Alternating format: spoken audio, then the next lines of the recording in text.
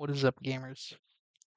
So YouTube is being gay again, and they have added an AI inspiration tab. And I went through it for the last months, and some funny. I found some funny for you. So I hope you appreciate all the funny I found. We're gonna scroll as far back as I can before we start going through. All right. Excuse me. So sorry. I'm sorry for blowing your eardrums out. So let's see. What do we got? My honest thoughts on why every tactical shooter mouse feels exactly the same. So these are ones. So before we, you know, start absolutely destroying this, I want to make something very clear. Um, and I'm going to be very specific. These are the ones that I thought about stealing. So if you see me make a video that is similar to these ideas, know that I stole it from AI. Yeah. Anyway, also, for some reason, this is what it thinks I look like, which isn't far off. It just needs to be a little chubbier. Anyway, let's start. So this is why every tactical shooter map feels the same, apparently.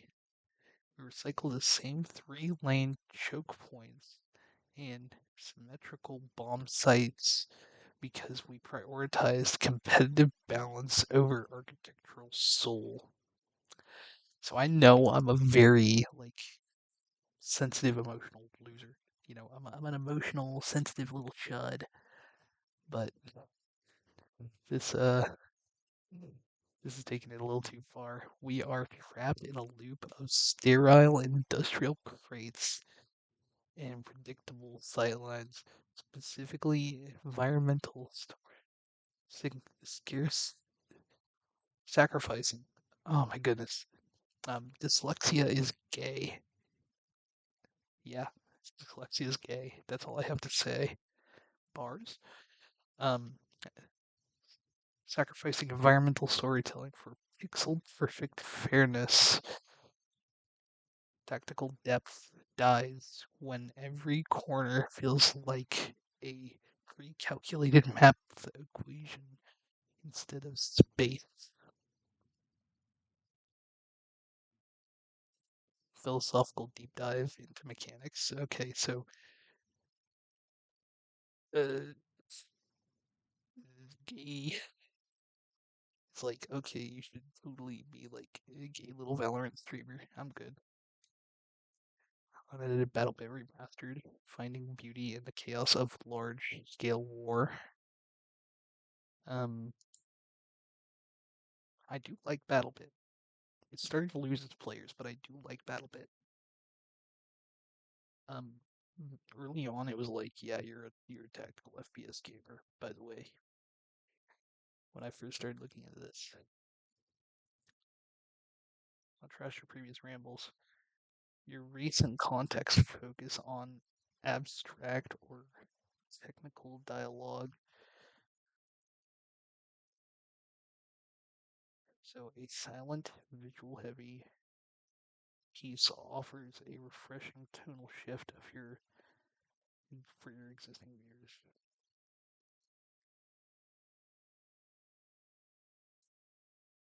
All right. So we're gonna just skip ahead. A lot of these are you know, big silly, big gay. Yeah. Um,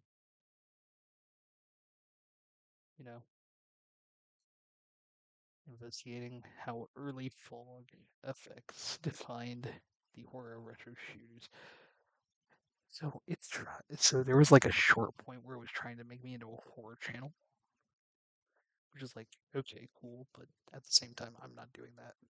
I like this one just because the AR looked cool. And even then, when I look at it now, it's just like, is he grabbing his shoulder?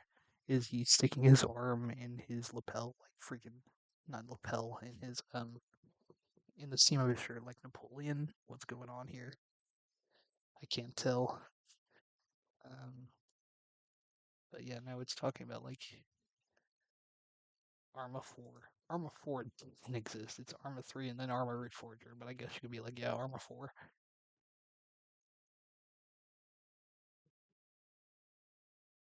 A lot of these are like, oh, look, quick life footage.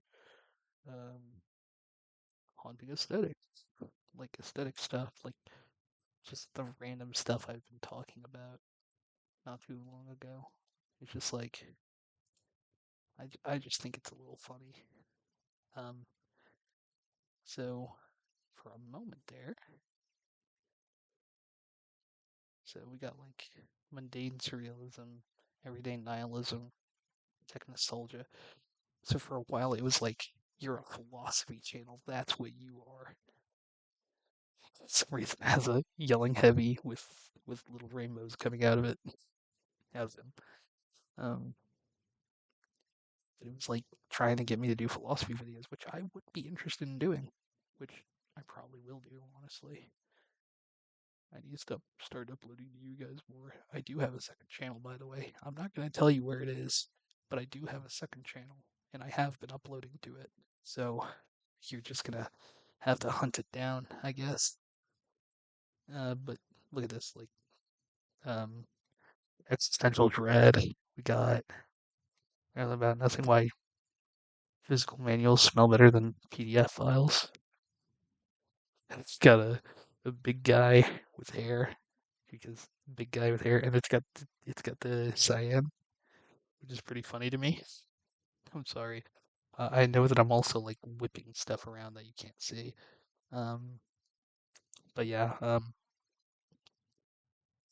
like unedited SWAT. Half-Life 2 footage just because of the weird textures of old mouse pads. Tactile nostalgia, visual mundanity, um, niche nostalgia. And then there was the last video I uploaded, which it decided that because of that video, I am a pop culture channel now. So we've got meme hunting. Is that a JoJo reference? Found in my public transport map. And we got this buff fat guy who looks like big guy. For some reason it really wants me to play Gray Zone, which is pretty funny because last time I checked Gray Zone,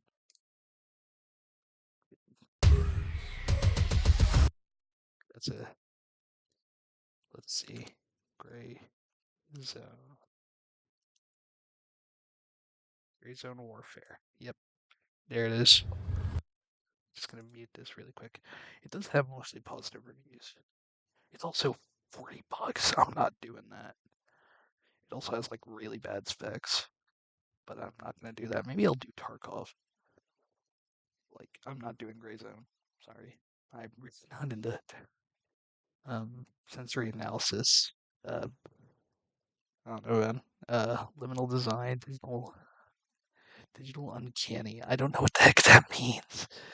And then once again, we're back to like absurdist monologues, hardware nostalgia, absurdist monologues, liminal spaces, spatial aesthetics. Um, um,